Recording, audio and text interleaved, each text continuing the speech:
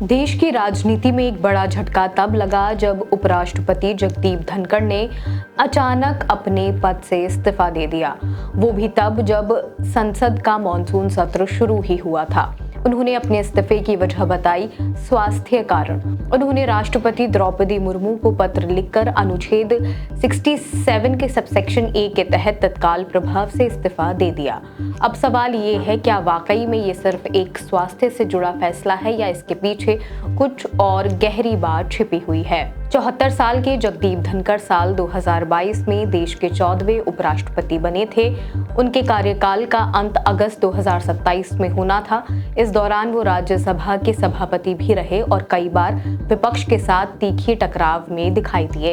इतना ही नहीं, विपक्ष ने उन्हें हटाने के लिए महाभियोग प्रस्ताव भी लाया था, जिसे बाद में खारिज कर दिया गया। हाल ही में एक कार्यक्रम में उन्होंने खुद कहा था, ईश्वर ने चाहा तो मैं अगस्त 2027 में रिटायर हो जाऊंगा, लेकिन वो अगस्त 2025 में ही इस्तीफा देकर चले गए। ऐसे में ये सवाल और भी चौंकाने वाला बन जाता है। धनखड़ के इस्तीफे पर कांग्रेस और विपक्षी दलों ने सवाल उठाने शुरू कर दिए हैं। कांग्रेस नेता जयराम रमेश ने इसे पूरी तरह अप्रत्याशित बताया और कहा कि जो दिख रहा है वो पूरा सच नहीं है।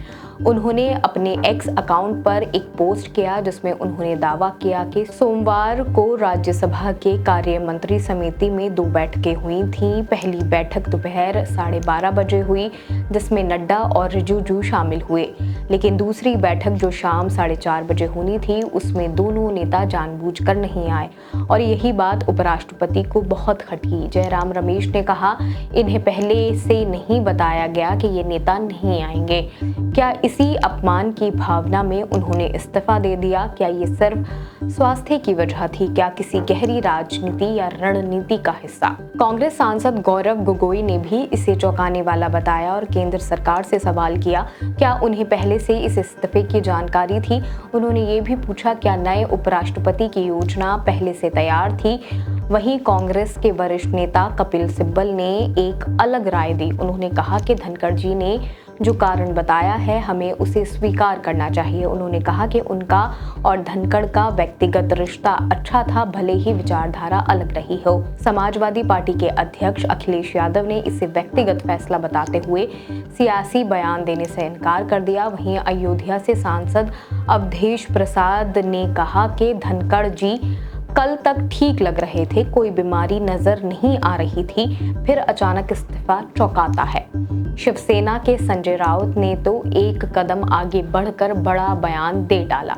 उन्होंने कहा, कुछ बड़ा खेल चल रहा है, पर्दे के पीछे कुछ और हो रहा है और सितंबर में कुछ बड़ा होने वाला है। उन्होंने कहा कि धनखड़ जैसे मजबूत, खुले विचारों वाले और खुशमिजाज व्यक्ति यूं अचानक मैदान नहीं छोड़ते हैं।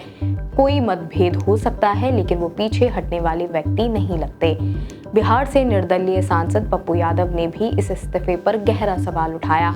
उन्होंने कहा, ये कोई सामान्य इस्तीफा नहीं है, खेल बहुत गहरा है। उन्होंने जेपी नड्डा के राज्यसभा में दिए बयान को शेयर करते हुए कहा कि शायद नड्डा द्वारा उपराष्ट्रपति का अपमान किया गया और इसी से आहत होकर उन्होंने पद छोड़ दिया। उन्होंने यहाँ तक कह दिया कि अगर ऐसा हुआ तो नड्डा को भी हटाया जाना चाहिए। देश के इतिहास में ये तीसरी बार है जब किसी उपराष्ट्रपति ने अपना कार्यकाल पूरा होने से पहले इस्तीफा दे दिया है। इससे पहले वीवी गिरी और बीडी जत्ती ने इस्तीफा दिया था, लेकिन वो राष्ट्रपति चुनाव लड़ने के लिए था। नियम कहता है कि अगर उपराष्ट्रपति इस्तीफा दे दें या उनका निधन हो जाए तो 6 महीने के भीतर नया चुनाव कराना अनिवार्य होता है। तब तक राज्यसभा के उपसभापति सदन की कार्यवाही चलाएंगे। तो अब सवाल सिर्फ ये नहीं है कि धनखड़ जी ने क्यों इस्तीफा दिया, सवाल ये भी है कि इसके पीछे कौन सी रणनीति या मजबूरी थी। क्या सरकार इस पर कुछ साफ बोलेगी? क्या विपक्ष के शक सही हैं?